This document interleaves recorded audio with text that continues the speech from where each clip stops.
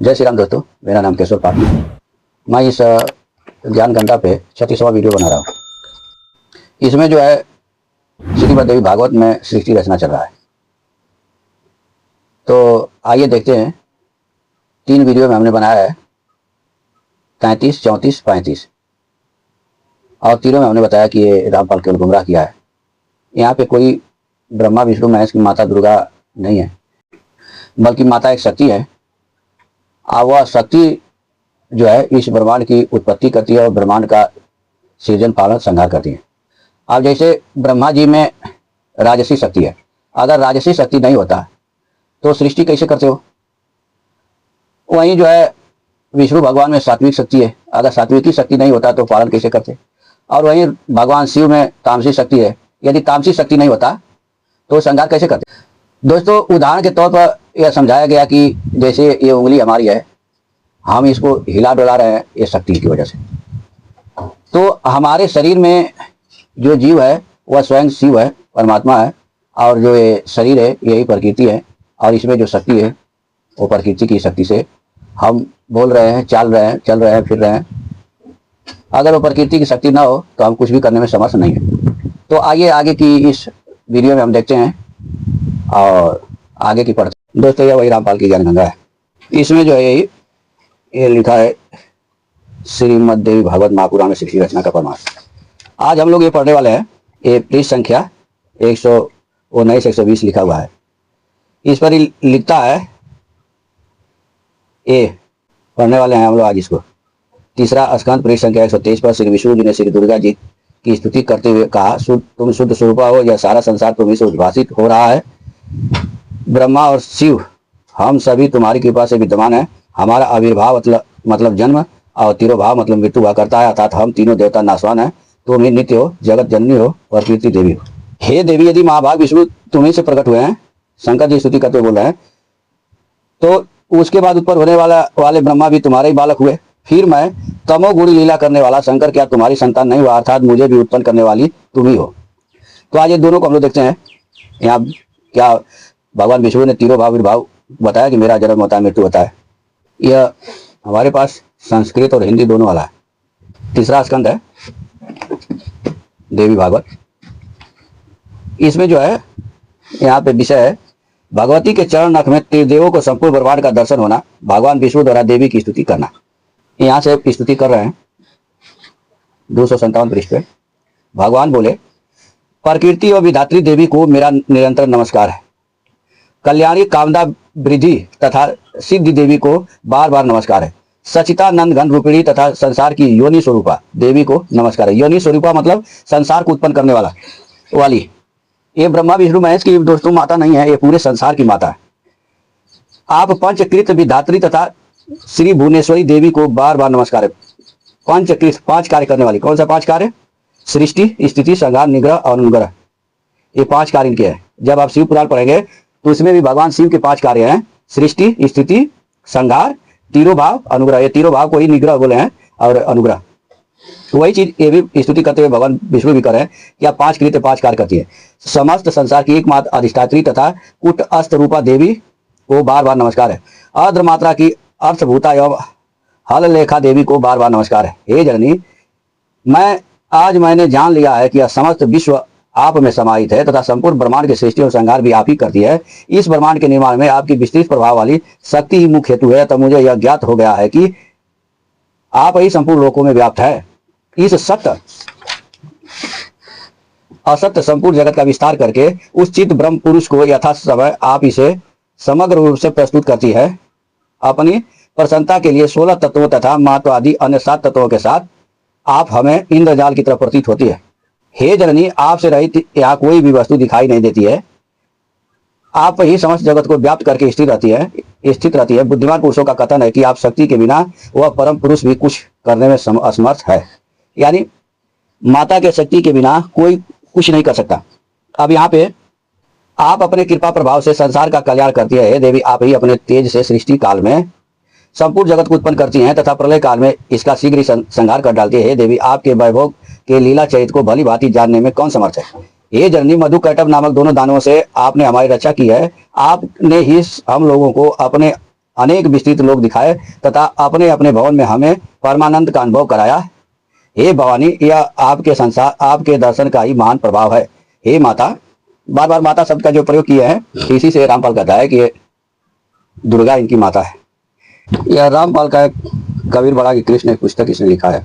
यहाँ पे अपना परिचय देते हुए लिखा है, कबीर परमेश्वर जी का वकील रामपाल दास, रामपाल पुत्र चौधरी नंदराम जाट, गांव धनाना आलादातपुर। दूसरा पता लिख रहा है भट्ट रामपाल दास पुत्र स्वामी रामदेवा नंदगुरु महाराज। अब यहाँ पे इसने पुत्र लिखा है और यहाँ पे भी पुत्र लिखा है। तो इस रामपाल की माता जी के साथ पति पत्नी का व्यवहार स्वामी रामानंद देव जी ने करके इसको पैदा किया। जो नंदराम जाट है इसने किया, जो इसने दोनों जगह पे पुत्र लिखा है। अब यहाँ पे पुत्र जो इसने लिखा है, तो इसका अर्थ ये नहीं है कि इसके माता जी के साथ राम देवानंद जी महाराज ने पति पत्नी का व्यवहार किया, ऐसा नहीं है। यह गुरु हैं, बड़े हैं, इसलिए यहाँ पे पुत्र लिखा गया।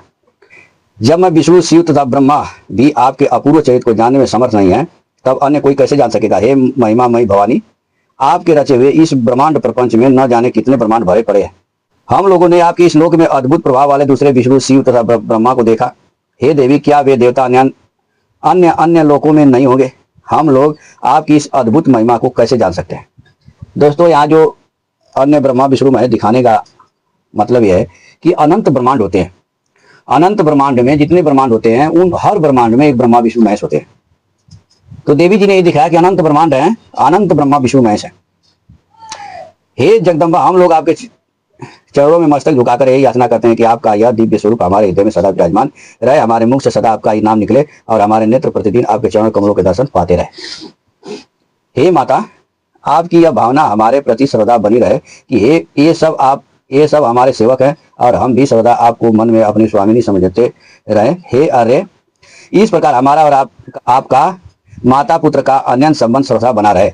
हे जगदम्बे, आप समस्त ब्रह्मांड प्रपंच को पूर्ण रूप से जानती हैं, क्योंकि जहाँ सर्वज्ञता की समाप्ति होती है उसकी अंतिम सीमा आप ही है। हे भवानी, मैं पामर कह ही कह सकता हूँ, आपको जो उचित लगे आप वह करें, क्योंकि सब कुछ तो आप ही के संकेत पर होता है। जगत में ऐसी प्रसिद्धि है कि ब्रह्मा सृष्टि करते हैं, विष्णु पालन करते हैं, रोज संहार करते हैं, किंतु हे देवी, क्या यह सत्य बात है। हे अजय, सच्चाई तो यह है कि आपकी इच्छा से तथा आपसे शक्ति प्राप्त कर अपना अपना कार्य करने में समर्थ हो पाते हैं। हे गिरजे, यह पृथ्वी इस जगत को धारण नहीं करती, अपितु आपकी आधार शक्ति ही इस समस्त जगत को धारण करती है। हे वर्दे, भगवान सूर्य भी आपके ही आलोक से युक्त होकर प्रकाशमान है। इस प्रकार आप बिरजा रूप से इस संपूर्ण जगत के रूपों में सुशोभित है। ब्रह्मा, मैं विष्णु तथा शंकर, हम सब आपके ही प्रभाव से उत्पन्न हुए हैं। जब हम नित्य नहीं हैं, तो फिर इस इंद्र आदि प्रमुख देवता कैसे नित्य हो सकते हैं। समस्त चराचर जगत की जननी तथा सनातनी प्रकृति स्वरूप आप ही नित्य है। यहाँ पे दोस्तों ध्यान देने की बात है कि ये प्रश्न है, जब हम नित्य नहीं तो कैसे हो सकते हैं, ये प्रश्न है। हे जननी भवानी, आपकी संधि में आने पर आज मुझे ज्ञात हो गया है कि आप पुराण पुरुष पर सर्वदा दया भाव बनाए रखती है, अन्यथा मैं अपने को सर्वव्यापी आदि रहित निष्काम ईश्वर विश्वात्मा मान बैठता और अहंकार युक्त होकर सदा के लिए तमोगुणी प्रकृति वाला हो जाता। आप निश्चित ही सदा से बुद्धिमान पुरुषों की विद्या तथा शक्तिशाली पुरुषों की शक्ति है। आप इस मनुष्य लोक में कीर्ति, कांति, कमला, निर्मला तथा तुष्टि स्वरूपा है तथा प्राणियों को मोक्ष प्रदान करने वाली विरक्ति स्वरूपा है। आप वेदों की प्रथम कला गायत्री हैं। आप ही स्वाहा, स्वधा, सगुणा, अर्धमात्रा भगवती है। आपने ही देवताओं को पूर्व जन्मों के संरक्षण के लिए अगम तथा निगम रचना की है। जिस प्रकार पूर्व महासमुद्र की विस्तृत तरंगे उस समुद्र का ही अंश होती है, उसी प्रकार आदि अंत से हीन निष्कलंक ब्रह्म के जीव रूपी अंश को मोक्ष प्रदान कराने के उद्देश्य से ही आपने संपूर्ण जगत का प्रपंच निर्माण किया है। जीव को यह विदित हो जाता है कि संपूर्ण विश्व प्रपंच आप ही का कृत है, तब अमित प्रभाव वाली आप उसका उपसंहार कर देती है और अपने द्वारा किए गए मिथ्या किंतु रसपूर्ण कार्य पर उसी प्रकार प्रमोदित होती हैं, जिस प्रकार मनोहारी नाटक की रचना पर सफल नट संतुष्ट होता है। हे अंबिके, आप ही इस मोहमय भव सागर से मेरी रक्षा कर सकती है। राग द्वेष आदि द्वंद्वों के कारण अत्यंत कष्टदायक तथा दुखप्रद मिथ्या अंतकाल में मेरी रक्षा कीजिए, मैं आपके शरणागत हूँ। हे देवी, आपको नमस्कार है। हे महाविद्य, मैं आपके चरणों नमन करता हूँ। हे सर्वार्थदायित्री शिवे, आप ज्ञान रूपी प्रकाश से मेरे हृदय को आलोक प्रदान करें। अब इसमें दोस्तों तीनों भाव अविर्भाव कहाँ लिखा है। अब इतना दूर ले हमने पढ़ा, कहीं आपने देखा कि इसमें तीनों भाव अविर्भाव लिखा है? कहीं पर भी तीनों भाव अविर्भाव यानी जन्म और मृत्यु नहीं होता है। जब ये देवता लोग स्तुति इतना सब किए, करने के बाद इनका जो प्रश्न था, ये स्तुति कर रहे हैं मगर देवी कहीं भी बोल नहीं रही है कि नहीं जो आप लोग कर रहे हो। जैसे यही विष्णु भगवान कह रहे हैं कि ब्रह्मा, मैं, विष्णु तथा शंकर हम सब आपके ही प्रभाव से उत्पन्न हुए हैं। जब हम नित्य नहीं हैं तो फिर इंद्र आदि प्रमुख देवता कैसे नित्य हो सकते हैं? तो यह प्रश्न था। लेकिन देवी जी ने इसके उत्तर में क्या बोला कि इसको कभी रामपाल ने दिखाया नहीं। अब देखिए यहाँ पे शिव जी प्रश्न कर रहे हैं कि हे देवी, यदि भगवान विष्णु आपके प्रभाव से प्रभुत हुए तथा उनके बाद ब्रह्मा जी भी आपसे उत्पन्न हुए, तो क्या मुझ तमोगुणी की आपसे उत्पत्ति नहीं हुई? हे शिव, आप तो समग्र लोक की रचना में चतुर है। तो यह जो है प्रश्न था। अब जैसे यहाँ पे ब्रह्मा जी ने भी प्रश्न किया, आप क्या हैं और वह ब्रह्म क्या है? फिर प्रश्न किया कि आप पुरुष अथवा स्त्री हैं।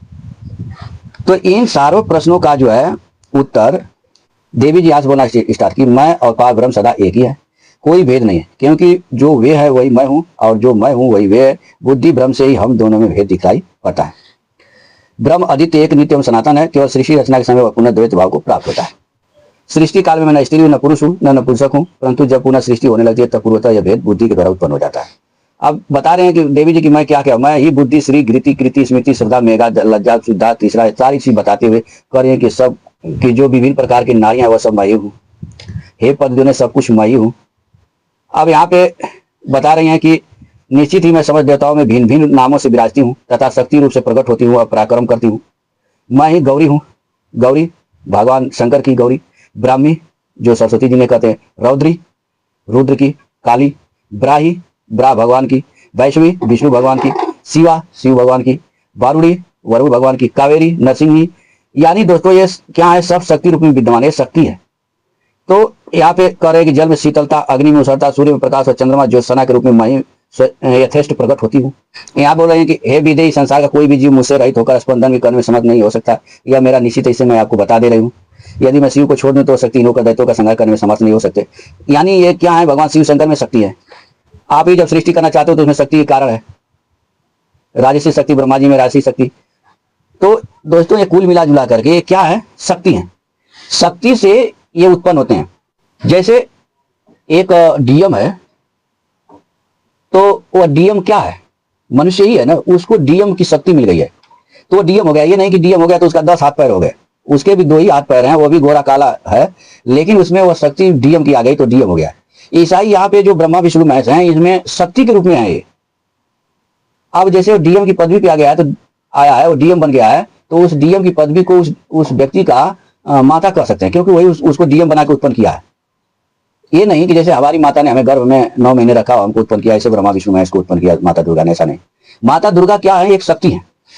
तब थोड़ा और दिखा देते हैं आपको। यहाँ पे कह रहे हैं विष्णु आप सदा माननीय और पूजनीय हैं, क्योंकि सतोगुण की प्रधानता के कारण वे सदा सब प्रकार से श्रेष्ठ है। अब यहाँ पे बताइए, देवी जी बता रहे हैं कि ब्रह्मा जी को बता रहे हैं कि आप और विष्णु, ब्रह्मा, शिव तथा ये सभी देवता मेरे ही प्रभाव से प्रभुत हुए हैं। जैसे डीएम की शक्ति से वो व्यक्ति डीएम जब बन गया, तो डीएम की शक्ति जब धारण कर लिया तो उसका एक नया जन्म हो गया। अब उसको बढ़िया बढ़िया गाड़ी मिल गई, बंगला मिल गया, अब उसका नया जन्म हो गया। वैसा ही बता रही हैं कि मेरे ही शक्ति से प्रभुभूत हुए हो, अतः निसंदेह आप लोग सभी प्राणियों के मान एवं पूज्य होंगे। रामपाल कहता रहता है ना कि पूजा नहीं करना चाहिए ब्रह्मा विष्णु महेश की। और जो अज्ञानी मनुष्य में भेदभाव करेंगे वे इस विभेद के कारण नरक में पड़ेंगे, इसमें संदेह नहीं है। जो विष्णु में वही सच्चा शिव है और जो शिव है वही स्वयं विष्णु है। इन दोनों में भेद रखने वाला मनुष्य नरकगामी होता है। ब्रह्मा जी के संबंध में भी ऐसा ही जानना चाहिए, इसमें कोई संदेह नहीं है। ये विश्व गुणों के कारण इनमें जो भेद है इसे मैं आपको बता रहे हैं। अब जब दोस्तों जब ये सृष्टि खत्म हो जाती है तो ब्रह्मा विष्णु महेश कहाँ जाते हैं? यहाँ पे बता रही हैं कि जब तक मैं विहार करती रहूंगी तब तक यह सृष्टि निश्चित रूप से रहेगी, और जब मैं संपूर्ण चराचर जगत का संहार कर दूंगी उस समय आप लोग भी मुझ में समाहित हो जाएंगे। तो जब सृष्टि खत्म हो जाती है तो ये ब्रह्मा विष्णु महेश भी उन्हीं में समाहित हो जाते हैं। अब यहाँ पे बता रही हैं थोड़ा सा, संसार में कहीं भी कोई वस्तु इन तीनों गुणों से रहित नहीं है। जगत की जितनी भी दृश्य वस्तु है वे सब त्रिगुणात्मिका हैं। इस संसार में ऐसा कोई भी दृश्य वस्तु गुण रहित नहीं हुई है, न होगी। निर्गुणा तो एकमात्र वह परमात्मा है और वह कभी दृष्टिगोचर नहीं होता। यानी जो भी हमारी आंखों के सामने दिखाई दे रहा है वो प्रकृति के 3 गुणों से युक्त है और निर्गुण परमात्मा है जो कभी दिखाई नहीं देता। तो दोस्तों इस वीडियो में आज आपने क्या देखा? ब्रह्मा विष्णु महेश ने जो भी स्तुति किया वो प्रश्न थे, उत्तर नहीं थे। उत्तर देवी जी ने बाद में दिया कि आप लोग निश्चित ही मेरे ही प्रभाव से प्रभुत्व हुए हैं और सबके मान्य एवं पूज्य होंगे। आज जब तक ये सृष्टि रहेगी तब तक आप लोग रहेंगे। आज जब ये सृष्टि का मैं संहार कर दूंगी तो आप लोग मेरे में ही समाहित हो जाएंगे। यानी जहां से इनका प्रभाव प्रभुत्व हुए हैं ये, वहीं ये फिर समाहित। अब जैसे एक कोई व्यक्ति है और वो डीएम की नौकरी पा गया, तो उसके ये नहीं कि 10 हाथ गोड़ पैर हो गए, ऐसे नहीं हो। वो उस पदवी से, वह व्यक्ति डीएम की पदवी से एक अलग रुआब में उठ गया। अब उसके बढ़िया बढ़िया गाड़ी हो गई, उसके रक्षक हो गए, बंगला मिल गया, तमाम सुख सुविधाएं हो गया। आज जिस दिन वो डीएम की पदवी को छोड़ देता है, वो समाहित हो जाता है। अब उस दिन के बाद वो फिर उस रुआब में नहीं रहता। तो यहाँ पे पदवी यानी वो शक्ति उसके अंदर जो मिल गई डीएम की, वही महत्वपूर्ण है, वो व्यक्ति महत्वपूर्ण नहीं है। वो यही इसमें बताया गया कि जैसे वह व्यक्ति तो 2 ही हाथ गोड़ पैर उसके तब भी हैं जब वह डीएम नहीं था, और डीएम होने के बाद भी वही है, बस वो पदवी मिल गया, वो शक्ति मिल गई। तो यह सारा संसार जो है प्रकृति के द्वारा ही बनाए जाते हैं और संहार किए जाते हैं और इसके पालन किए जाते हैं, और शक्ति ही इसमें कारण है। परमात्मा जो है निष्क्रिय है, अकर्ता है। वीडियो बहुत बड़ी बड़ी हो जा रही है दोस्तों। अब इसको जैसे गीता में भी इसी चीज को भगवान ने समझाया है कि जो पुरुष सारे कार्य प्रकृति के गुणों द्वारा किया हुआ जानते हैं, वही सत्य में जानते हैं। तो यहाँ पे जो है भगवान के 2 रूप हो जाते हैं, जो निर्गुण निराकार परमात्मा है, एक पुरुष एक प्रकृति। तो इसका कई जगह वर्णन है। यहाँ पे माता कहने का अर्थ, जननी कहने का अर्थ, जैसे हम लोग सामान्य तौर पे माता के गर्भ से उत्पन्न होते हैं, ऐसी चीज नहीं है। यहाँ पे वही जो डीएम वाली बात है वही है। वो पदवी पा जाते हैं, सतोगुणी पदवी पाते हैं, तो जो पुरुष जो है वो सतोगुणी पदवी जब पाता है तो विष्णु बन जाता है। आज जब वही तमोगुणी शक्ति पाता है तो रुद्र बन जाता है। आज जब राजसी शक्ति पाता है तो विष्णु बन जाता, ब्रह्मा बन जाता है। और जब तक ये रहते हैं, जब तक ब्रह्मांड रहता है, जब ब्रह्मांड खत्म हो जाता है तो फिर ये उसी में समाहित हो जाते हैं। तो यहाँ पे किसी भी प्रकार से हमारे जो सामान्य जीवन में हमारे जो माता पिता के द्वारा हम उत्पन्न हुए हैं, ऐसा चीज इसमें नहीं है, इस सामान्य जीवन से अलग है। ठीक है, तो आज के लिए इतना ही दोस्तों। हम अपने तरीके से समझाने का पूर्ण प्रयास करते हैं। आप कितना समझते हैं और कितना नहीं समझते हैं ये आपके ऊपर है, क्योंकि सबका अलग अलग दिमाग है, अलग अलग कैपेसिटी है। तो आपके पास कितनी कैपेसिटी है, कितना दिमाग है, आप क्या समझते हैं, ये आपके ऊपर डिपेंड करता है। हम तो अपने तरीके से ये पूर्ण समझाना चाहते हैं कि जो हमारा ये लौकिक जीवन है, जैसे हमारे माता पिता हैं, ऐसे कोई काल और दुर्गा नहीं है, और उसका एक लौकिक जीवन पति पत्नी का नहीं है, और उसे उत्पन्न होने और ब्रह्मा विष्णु महेश के संतान नहीं है। यहाँ पे इस पूरे हमारे सदग्रंथों को, किसी भी ग्रंथ को आप पढ़ेंगे, जब पूरे पढ़ेंगे तब आपको समझ में आएगा कि जो ईश्वर है वह 2 रूपों में विभक्त होता है, पहले पुरुष और प्रकृति, और फिर वो उसी प्रकृति से ये 5 तत्व, इंद्रियां, मन, ये सारे चीज निकलते हैं, और उनको वही पुरुष फिर ग्रहण कर लेता है, और वही जो है ब्रह्मा विष्णु महेश, देवी देवता, जीव जंतु सब में वही बन जाता है। ठीक है, तो आज के लिए इतना ही, फिर मिलेंगे नेक्स्ट वीडियो में। तब तक के लिए जय सीताराम।